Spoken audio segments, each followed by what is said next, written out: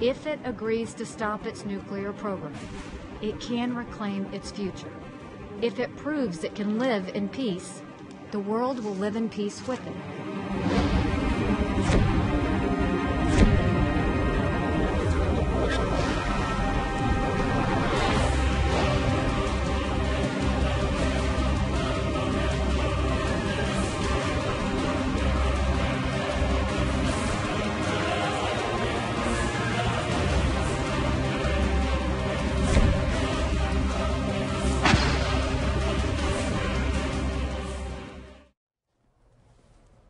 첫 소식입니다. 유엔 안전보장이사회가 채택한 새로운 대북 제재 결의안 2375호 만장일치로 채택했습니다. 삭제된 부분도 있고 추가된 내용도 있습니다. 함께 살펴보도록 하겠습니다.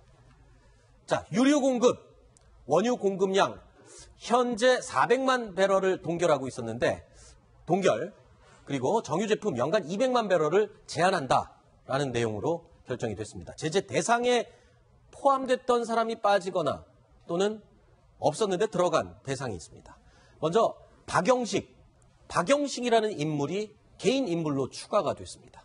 또 단체 중에는 3개의 단체가 추가로 제재 대상으로 포함이 됐습니다. 자, 그런데 김정은과 김여정이 제외가 됐습니다. 가장 중요한 인물들 같은데 배제된 이유 잠시 후에 이야기를 나눠보겠습니다. 다음 내용 보시죠. 자, 섬유 수출 북한의 3대 돈줄 가운데 하나로 여겨지는 의류 수출인데 북한산 모든 직물 및 의류 수출이 금지됐습니다. 해상 검색 역시 강화됐고요. 노동자 파견, 외화벌이를 하고 있는 가장 최대 수단인 이 외화벌이 수단, 노동자 파견이 금지됐습니다. 자, 그런데 앞부분 내용 다시 한번 확인할까요? 박영식 노동당 군사위원 개인인데 등장을 해서 제재 대상이 됐습니다. 과연 어떤 사람이길래 제재 대상이 됐는지 먼저 목소리, 얼굴 확인해 보시죠. 지금 이제는 무모하게도 군사적 공격을 감행하려고 놔두고 있습니다. 그 무슨 경고나 사전 통보도 없이 가장 철저한 징벌의 핵심적 타격을 가하여 미국이라는 땅덩어리를 지구상에서 흔적도 없이 드러내고. 네, 김정봉 실장님. 네. 박영식, 시청자 여러분께서는 조금 생소하실 수도 있을 것 같아서 어떤 인물인지 먼저 설명을 해주시죠. 2014년도에는 별 3개였는데 네.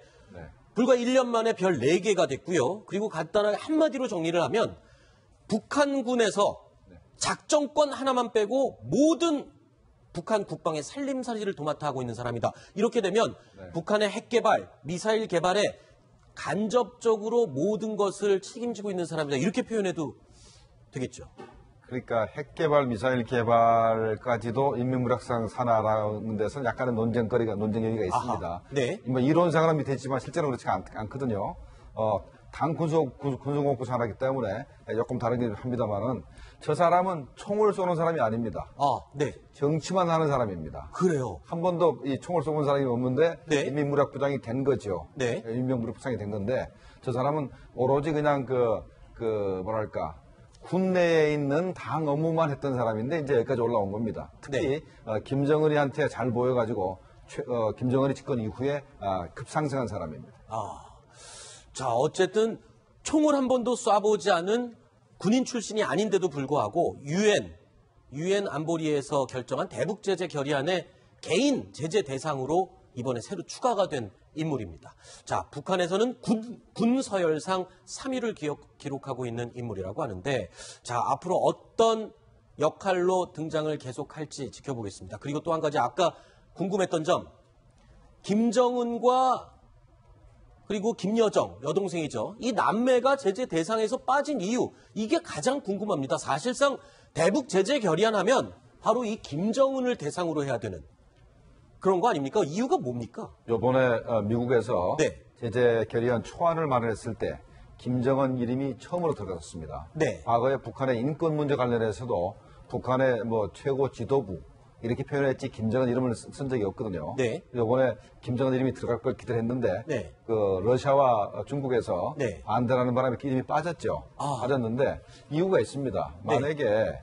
김정은하고 김여정 이름이 들어가서 네. 이 사람들의 해외 여행을 못하게 한다든가 네. 아니면 이 사람들이 가지고 있는 해외 구자 네. 몇백 개 전의 구자를 만약에 압류를 해서 네.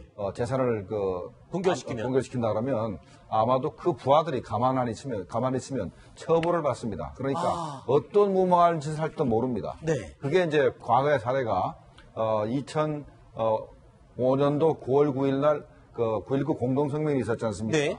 그 일주일 후에 바로 방코 델타 아시아에 있는 마카오에 있는 방코 델타 아시아 은행에 김정은 개인 비자금 2,400만 불이 동결됩니다. 네. 그 직후에 바로 북한이 핵실험을 하게 되거든요. 아하. 그래서 만약에 김정은을 제재하게 되면 북한이 무슨 행동할지 모르기 때문에 중국과 러시아가 그걸 이제 핑계를 대서 그렇군요. 김정은과 김여정 이름을 뺐습니다. 그러니까 이 대북제재 결의안이 최종안으로 통과되기 직전까지 원안에는 미국이 김정은과 김여정을 제재 대상으로 넣자라고 강력하게 주장을 했지만 중국과 러시아가 방금 설명하신 내용처럼 쉽게 얘기하면 이 북한의 지도부 사람들은 그 유명한 국가 최고 존엄을 건드리게 되면 엉뚱한 행동들을 할 수가 있기 때문에 그 부분을 우려했다. 중국과 러시아가. 그래서 제재 대상에서 뺐다. 그러면 한 발 물러선 거 아닙니까? 중국과 러시아를 달래기 위해서 또는 북한이 그렇게 중요시하는 최고 존엄을 건드리지 않는 차원으로 한 발 물러선 거네요. 아니 그렇게 볼 수도 있겠지만요. 다 다른 편으로 보게 되면 우리 김정은 씨가 스위스에서 유학 갔을 때 네. 누가 돌봤습니까?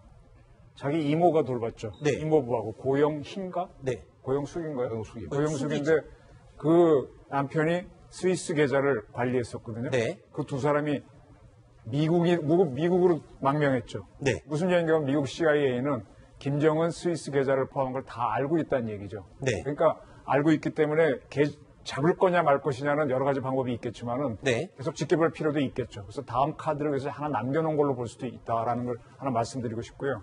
그다음에 지난번 우리 9월 초에 동방 포럼에 대통령이 가셔갖고 푸틴 러시아 대통령 만났지 않습니까? 네. 여러 가지 얘기를 하셨는데 결론적으로 지금 유엔 안보리에서 러시아가 우리를 안 도와줬습니다. 네. 그러면 러시아를 우리의 무슨 이런 대상으로 생각하기는 아직 요원하다는 거를 대통령도 아마 좀 답답함을 느끼지 않으셨을까. 그리고 이것이 지금 우리 대한민국의 현실이라는 걸 좀 알았으면 좋겠습니다. 네. 자, 현실이 이제 알고 있는 것 같습니다. 청와대가 요즘 굉장히 많이 힘들어하고 있고. 힘들어하죠. 예. 그 현실을 직시했기 때문에 좀 굉장히 힘들어하고 있죠. 자, 그리고 이번 북한 대북 제재 결의안에 새로 대상으로 추가된 3가지 조직입니다. 북한의 중앙군사위원회가 대상으로 포함이 됐고요. 두 번째 조직이 선전선동부입니다. 여기는 지금 김여정이가 아주 실세로 활동을 하고 있다는 그런 홍보 부대죠. 홍보 조직이죠. 그리고 세 번째로 조직지도부. 글쎄요. 이 3가지 조직이 제재 대상에 포함된 이유가 뭡니까? 그냥 언뜻 보기에는 김정은과 김여정이 개인 대상에서 빠졌기 때문에 그들이 대표하는 조직들을 대신 넣은 게 아닌가 이런 분석이 가능할 것 같은데. 네, 그렇게 봐도 틀림이 없습니다. 네. 일단 당 중앙군사위원회 위원장이 김정은이기 때문에 당 중앙군사위원회를 넣었다는 얘기는 바로 김정은을 제재하겠다는 바로 간접적 표현이고 네. 선전선동부에 김기남이가 선전선동 부장이지만 네. 김여정이 실제 실권 다 가지고 있기 때문에 그렇죠. 김여정이를 또 제재하는 것이 되는 것이고 그럼 세 번째는 뭡니까? 그다음에 조직지도부는 조직지도부라는 것이 북한의 당 중의 당입니다. 아하. 그게 중앙당 인원의 60%가 조직지도부 직원이고 네. 조직지도부가 바로 인사, 그다음에 그 조직 자체를 짜는 것들, 그다음에 당 생활을 검열하기 때문에 네. 모든 권력을 다 쥐고 있어요. 그래서 조직지도부는 육체를 지배하고 선전선동부는 정신을 지배한다 해서 네. 그 두 조직이 바로 북한을 바로 통제하는 최고의 조직입니다. 네. 어제 우리 미국 NSC 화면에만 봤었지 않습니까? 6명 이렇게 앉아있는 자리. 테이블에 6명이 앉아 있었던 그 미국의 NSC. NSC와 거의 같은 게 조선노동당의 당 중앙군사위원회로. 아하. 저쪽 사람들의 NSC죠. 네. 그러니까 거기에 김정은을 포함한 아까 그 인민무력상이라든지 네. 정치국장 이런 사람들한테 그거를 거기서 관리하는 도를 완전히 동결하겠다는 거고. 네.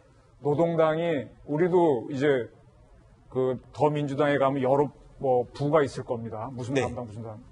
저기도 여러 부가 있는데 행정부에 외교부 경제부처럼. 근데 가장 중요한 게 조직지도부하고 선동부입니다. 둘을 네. 딱 잡으면 나머지는 머리를 잡았기 때문에 끌려오는 팔다리입니다. 네. 노동당과 북한의 NSC를 잡았다. 자산 동결했다. 핵심이다. 이렇게 보실 수도 있습니다. 네. 자, 네. 이번 제재 결의안이 네. 2375호지 않습니까? 네. 이게 무시무시한 겁니다. 그냥 우리가 원래 기대했던 만큼 기대치에 미치지 못하지만 네. 이게 만약에 그대로 진행된다 그러면 네. 제가 볼 때는 한 2, 3년 이대로만 만약에 중국하고 러시아가 이대로만 지켜주면은 아마 2년 내에 북한이 항복할 가능성이 있습니다. 그런가 하면 북한의 무역량이 한 30억 불 되는데 네. 요번 걸 제대로 지키면 10억 불 이하로 떨어지게 됩니다. 그렇죠. 그렇게 되면 그러면 없는 집에서 돈이 들어오는 게 3분의 1로 줄어들면 네. 100만 원 벌던 사람이 30만 원 벌어가지고 살 수가 없어요. 그렇죠. 그래서 북한 체제를 한 2년 정도만 제재를 계속한다면 김정은이 항복할 가능성이 있습니다. 네. 그러니까 교역량, 수출량이 3분의 1로 주는 것, 그리고 또 한 가지 원유 공급량도 거의 3분의 1로 줄게 되죠. 이렇게 되면 견딜 수가 없을 것이다.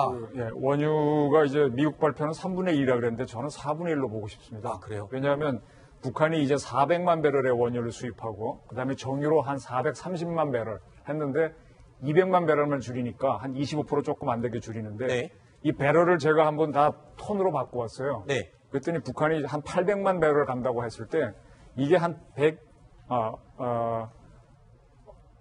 얼마죠? 저기 30, 그렇게 많지 않더라고요. 네. 둘을 합쳐서 100만 톤 정도? 네. 둘을 합쳐가지고. 네네. 그래서 원유가 한 36만 톤? 32만 톤? 원유가. 네. 그 다음에 정유가 32만 톤? 그 정도 되는 것 같아요. 네. 근데 무슨 얘기냐면 우리나라에서 큰 유조선 만들면 한 배가 10만 톤급이죠. 네. 그거 한 10척 정도만 들어가면 북한은 자기네 필요한 1년 석유가 끝나는 거예요. 그만큼 작은 나라입니다. 거기에서 25% 드러내면은 상당히 스트레스를 받고요. 네. 그다음에 북한이 굉장히 가난한 나라다 보니까 임가공을 합니다. 네. 우리도 옛날에 마산에 수출 자유공단 만들어서 왜 가발도 만들고 네네. 옷도 이렇게 짜서 이렇게 팔았잖아요. 네. 일본서 원자를 받아. 지금 우리가 그걸 이제 베트남에 주다가 뭐 저 멀리 주는데 지금 북한은 중국한테 그걸 받아서 해주고 있거든요. 근데 네. 섬유 수출을 이번에 딱 끊었어요. 그렇죠. 제대로만 하게 되면 북한이 스트레스 상당히 받을 겁니다. 알겠습니다. 자, 일단 대북 제재 결의안 강력하다고 할 수 있는 대북 제재 결의안이 통과가 됐습니다. 앞으로 북한이 이에 대해서 추가 도발을 할지 아니면 정말 어려운 상황으로 빠져들지 조금 더 지켜보겠습니다.